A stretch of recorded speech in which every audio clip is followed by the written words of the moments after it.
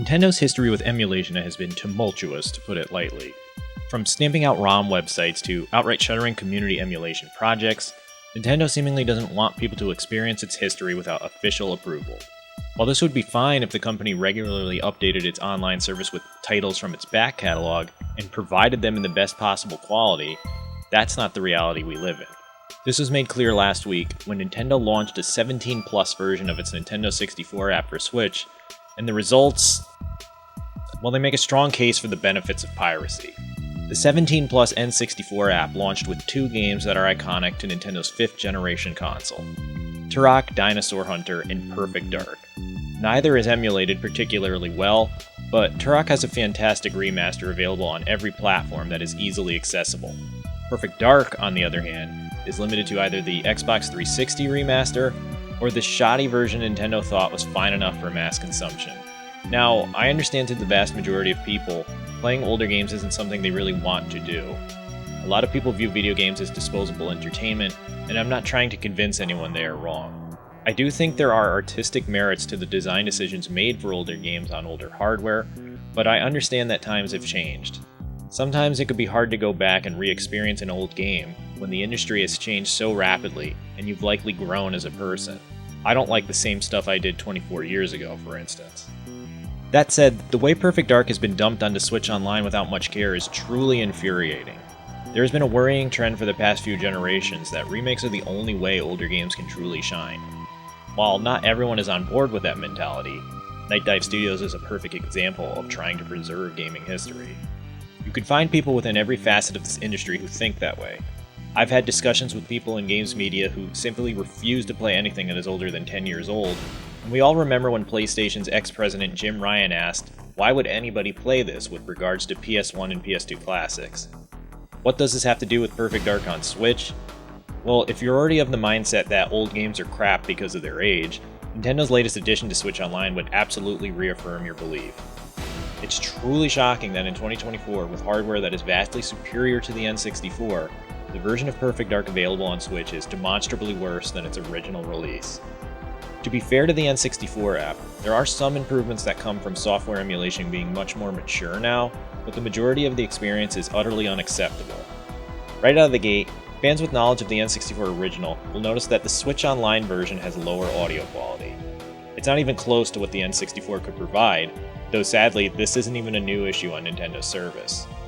The next fault is that a ton of graphical effects are simply broken on the Switch. This has to do with things like mip-map issues and improper caching of data, a problem that has plagued N64 emulation since its inception roughly 25 years ago. Grazlu00, a noted Perfect Dark and GoldenEye speedrunner, has even made a video comparing the two that highlights a ton of glaring issues.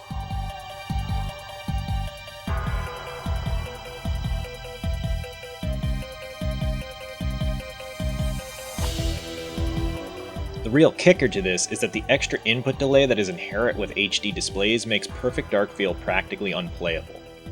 Even if you purchased one of Nintendo's overpriced N64 controller replicas, there's simply too much input delay to make Perfect Dark feel smooth. The frame rate might be smoothed out a little, and the resolution is noticeably higher, but the N64 zero latency output results in a much better experience. None of this had to be.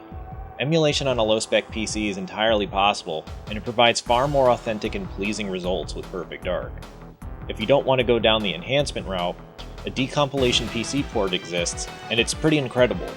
It not only has full mouse and keyboard support, but even controller mapping for that recent N64 gamepad. If you'd rather have an official release, the Xbox 360 version, which is backwards compatible for Xbox One and Series X and S, is also fantastic. It may change the experience a bit too much with updated visuals, but it features modern controls, full online support, and a rock-solid 60 FPS playback. You can even play it on PC via Xbox's cloud streaming, though that's not always great. My real problem with Perfect Dark on Switch is that it adds more fuel to the fire that older games should be left in the past. I wouldn't expect people who have an affinity for modern gaming to suddenly change their minds when visiting older games, but why is Nintendo providing the absolute worst experience possible?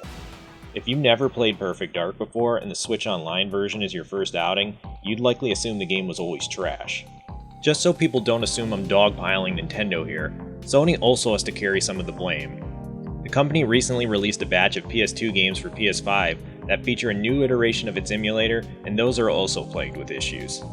Sly Cooper and the Thievius Raccoonus practically looks worse than the PS2 original, and is littered with bugs from sound issues to broken graphical effects, and more I'm sure are yet to be discovered. With just a modicum of care given to these emulators, these companies could not only reignite interest in their back catalogs, but give fans an experience that lives up to their nostalgia. Instead, we're getting releases that feel like an afterthought, and are being used as a way to inflate the value of overpriced online services. I have to give props to Microsoft for not only supporting all of its major consoles on the Xbox Series X and S, but also allowing fans to buy older games digitally and then providing an enhanced experience to go with it. It's astonishing that I could buy the somewhat awkward first-person brawler Breakdown in 2024 and play it in 4K with super smooth performance. Nothing else has been changed other than some basic elements that go a long way to make it feel simply better than anyone's memory could have imagined. Maybe Microsoft's approach isn't sustainable for other companies, or developers don't have enough time to make sure rendering resolutions match modern displays, but I wouldn't expect any of that. Ensuring that these games run accurately and don't introduce new issues is what should be the standard. It's really not a big ask, and I'm frankly tired of seeing older games get mishandled so badly.